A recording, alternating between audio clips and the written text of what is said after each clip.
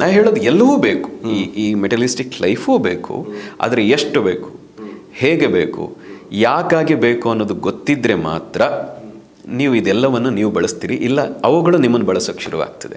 ಆಧ್ಯಾತ್ಮಿಕತೆ ಹೇಳ್ಕೊಡೋದು ಇದನ್ನು. ಎಲ್ಲದರ ನಡುವೆ ಇರು, ಮೆಟಲಿಸ್ಟಿಕ್ ಲೈಫನ್ನು ಬಳಸು. ಒಳ್ಳೆ ವಾಚು, ಒಳ್ಳೆ ಮನೆ, ಒಳ್ಳೆ ಬಟ್ಟೆ, ಆ ಸುಖದ ಎಲ್ಲವನ್ನು ಅನುಭವಿಸು, ಆದರೆ ಯಾವುದಕ್ಕೂ ಅಂಟ್ಕೋಬೇಡ, ಯಾವುದು ಪರ್ಮನೆಂಟ್ ಅಂತ ಭಾವಿಸಬೇಡ. ಹಾಗಿದ್ದಾಗ ಮಾತ್ರ ನೀನು ಎಲ್ಲದರ ನಡುವೆ ಇದ್ದು ಅದಕ್ಕೆ ನೀನು ಅಟ್ಯಾಚ್ ಆಗದೆ ಡಿಟ್ಯಾಚ್ ಆಗಿ ನಿನ್ನ ಜೊತೆ ನೀನು ಇರೋಕ್ಕೆ ಸಾಧ್ಯ ಅನ್ನೋದನ್ನು ಆಧ್ಯಾತ್ಮಿಕ ಕಲಿಸ್ಕೊಡ್ತದೆ.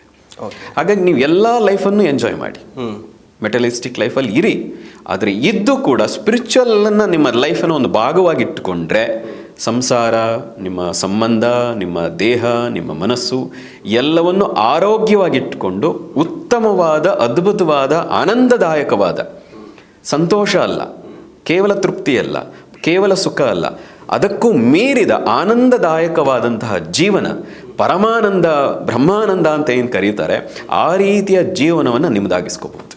ಅದಕ್ಕೆ ಆಧ್ಯಾತ್ಮಿಕ ಬಿಟ್ಟರೆ ಬೇರೆ ಇನ್ಯಾವ ದಾರಿಯೂ ಇಲ್ಲ.